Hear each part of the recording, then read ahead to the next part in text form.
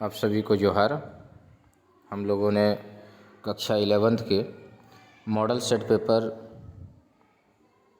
के विषय इकोनॉमिक्स के क्वेश्चन पर चर्चा किया था, जिसके फर्स्ट पार्ट को हम लोगों ने देख लिया था क्लास 11th का। हम लोगों ने 1 से लेके 20 प्रश्न जो थे सॉल्व कर लिए थे, जो कि इकोनॉमिक्स के पार्ट ए से आते हैं। आज हम लोग चर्चा करेंगे पार्ट बी का, जो कि क्वेश्चन नंबर 21 to 40 होगा, और इस प्रश्न के सारे आंसर को हम लोग देखेंगे तथा उससे रिलेटेड चीज़ों पर भी चर्चा करेंगे। तो आइए हम लोग आगे बढ़ते हैं।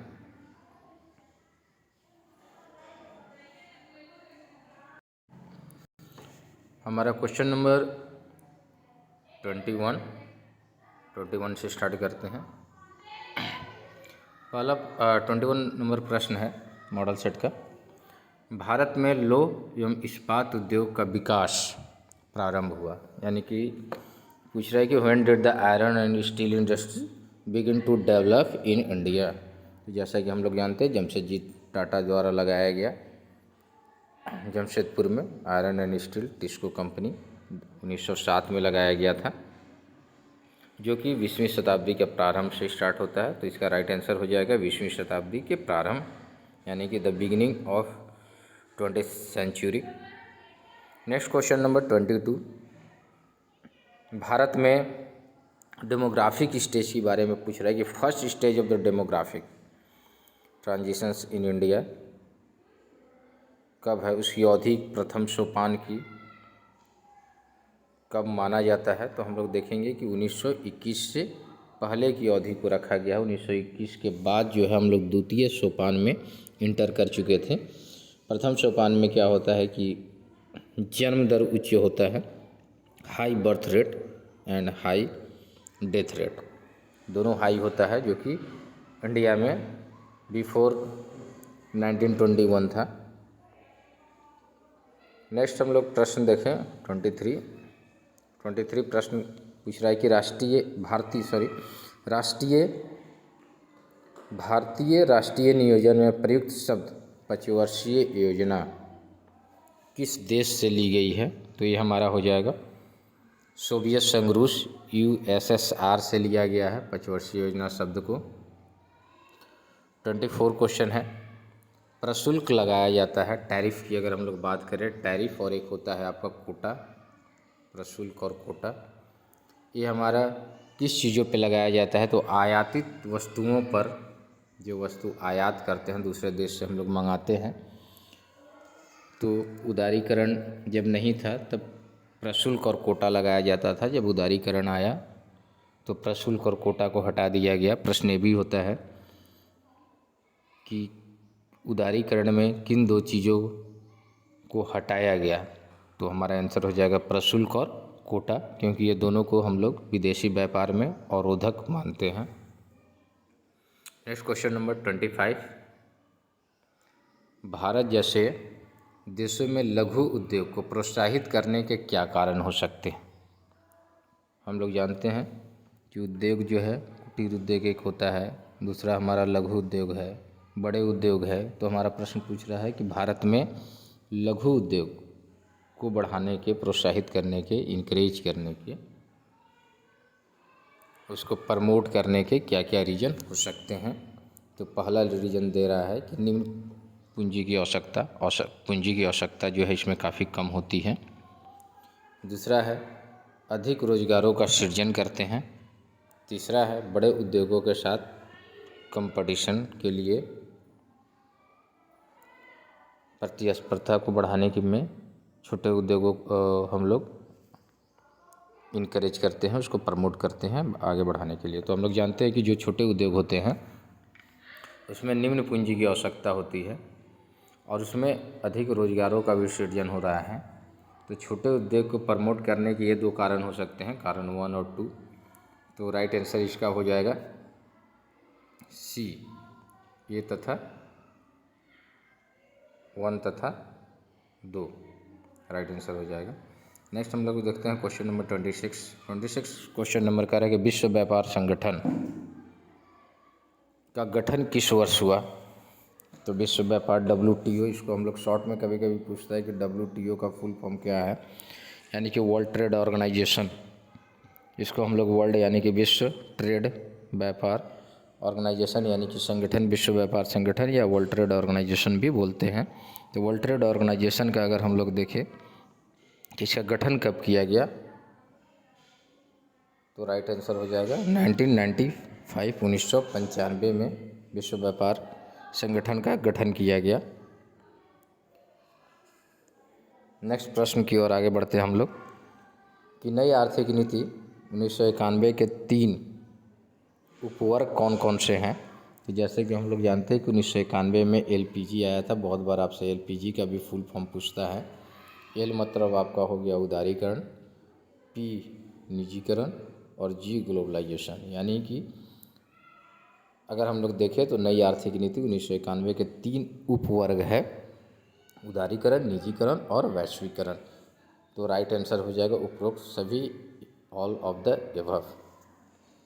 नेक्स्ट क्वेश्चन नंबर 28 की ओर हम लोग बढ़ते हैं। 28 प्रश्न कह रहा है कि वर्तमान में सार्वजनिक क्षेत्र यानी कि पब्लिक सेक्टर, ये पूछ रहा है आपसे कि पब्लिक सेक्टर की बात हो रही है कि वर्तमान में हमारा जो पब्लिक सेक्टर है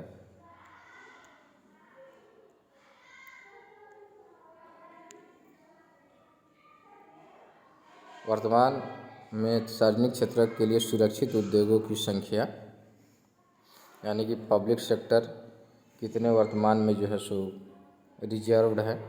तो ये होता है 3 पब्लिक सेक्टर वर्तमान में रिजर्व रखे गए हैं। नेक्स्ट हमारा प्रश्न है, भारत सरकार ने शिक्षा का अधिकार अधिनियम किस वर्ष लागू किया। शिक्षा का अधिकार अधिनियम, उसको हम लोग जानते हैं कि RTE भी बोलते हैं, राइट टू एजुकेशन, जिसके तहत 6 से 14 वर्ष के बच्चे को निःशुल्क और अनिवार्य शिक्षा दी जाती है। तो हमारा राइट टू एजुकेशन 2009 में आया था। तो इसका राइट आंसर हो जाएगा B, 2009। नेक्स्ट क्वेश्चन 30, विश्व ज्ञान अर्थव्यवस्था के श्रेष्ठ प्रयोग करने वाले देश माना जाता है आयरलैंड। नेक्स्ट आपका 31 क्वेश्चन, 31 को हम लोग देखते हैं। 31 क्या कह रहा है, यह बात कर रहा है कि मानव पूंजी के संदर्भ में निम्न कथन और कारण पर विचार कीजिए। मानव पूंजी जो एक अदृश्य है होती है और यह धारक के मस्तिष्क में रची बची है, वो माइंड में उसका रचा बसा होता है मानव पूंजी। ह्यूमन रिसोर्स की बात कर रहा है, तो ह्यूमन रिसोर्स हम लोग इनविजिबल है, अदृश्य है, उसको देख नहीं सकते हैं। और यह धारक के मस्तिष्क में बसा, यह कारण भी सही है। तो A और R दोनों सही है तथा RA का सही व्याख्या भी है। राइट आंसर C हो जाएगा। नेक्स्ट प्रश्न है 32, ऑपरेशन फ्लूड किससे रिलेटेड है। तो ये हमारा है दूध के उत्पादन से रिलेटेड है। नेक्स्ट क्वेश्चन है 33, पर्यावरण मित्र टेक्नोलॉजी यानी इको फ्रेंडली टेक्नोलॉजी किससे रिलेटेड है, जो इको फ्रेंडली है, इन्वायरमेंट से फ्रेंडली है। तो ये हमारा है कृषि में जैविक खाद के प्रयोग से, use of the bio compost in farming. Next 34 प्रश्न है, भारत में अधिकांश श्रमिकों के रोजगार का स्रोत निम्न में से क्या है। अधिकतर श्रमिक कहाँ काम करते हैं, प्राइमरी सेक्टर में, सेकेंडरी सेक्टर में या तृतीय या कहें उसको सर्विस सेक्टर में, या फिर B और C दोनों में। तो सबसे अधिक जो हमारे श्रमिक काम करते हैं, रोजगार उनको मिलता है तो प्राइमरी सेक्टर में इंडिया में, यानी कि प्राथमिक क्षेत्रक में, जिसको प्राथमिक क्षेत्रक या कृषि सहायक क्षेत्रक भी बोलते हैं, कृषि सहायक क्षेत्रक भी बोला जाता है, क्योंकि ये नेचर से रिलेटेड चीज़ों का उत्पादन इसमें किया जाता है। हम जानते हैं कि भारत एक कृषि प्रधान देश है, तो यहाँ पर कृषि में ही रोजगार सबसे ज़्यादा पाए जाते हैं। इसलिए हमारा राइट आंसर हो जाएगा कि अधिक श्रमिकों को रोजगार अगर कहीं मिलता है तो वो आपका प्राइमरी सेक्टर है। नेक्स्ट प्रश्न की ओर आगे हम लोग बढ़ते हैं। 35 प्रश्न है कि निर्माण मजदूर निम्न में से क्या कहलाते हैं। तो यह जो है डेली वेजेस वर्कर होते हैं, डेली वेजेस पे काम करते हैं, तो राइट आंसर हो जाएगा डेली वेजेस वर्कर। डेली काम करते हैं, उनको उस दिन का मजदूरी डेली मिलता है। नेक्स्ट 36 प्रश्न है, नवीकरणीय संसाधन के क्या उदाहरण हैं। तो नवीकरणीय संसाधन जो दोबारा फिर से जनरेट हो जाए, तो हमारा वन में पेड़ भी फिर से आ सकता है, समुद्र में मछलियाँ भी फिर से आ सकती हैं।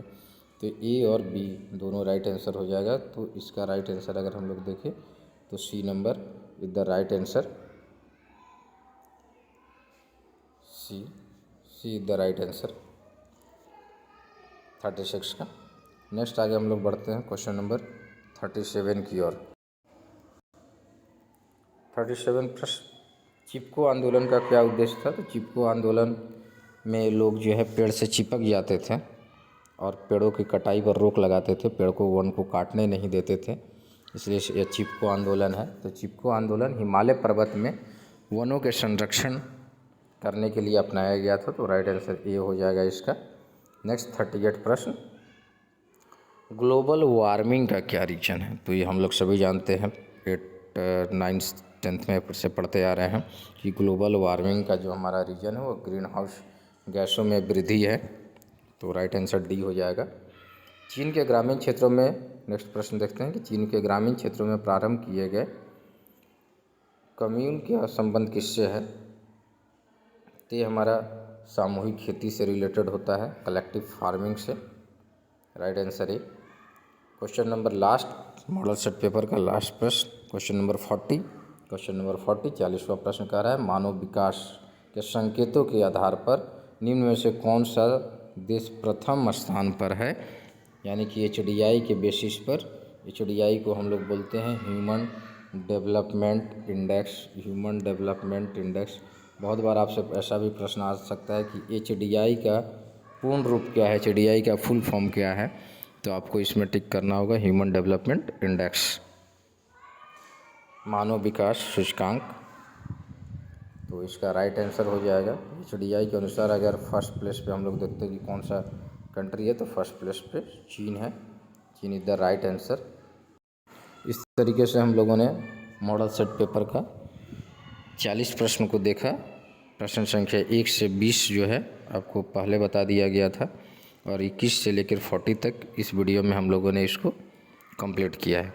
उम्मीद है कि आपका एग्ज़ाम अच्छा जाएगा और आपको 11th क्लास एग्ज़ाम के लिए ऑल द बेस्ट। धन्यवाद।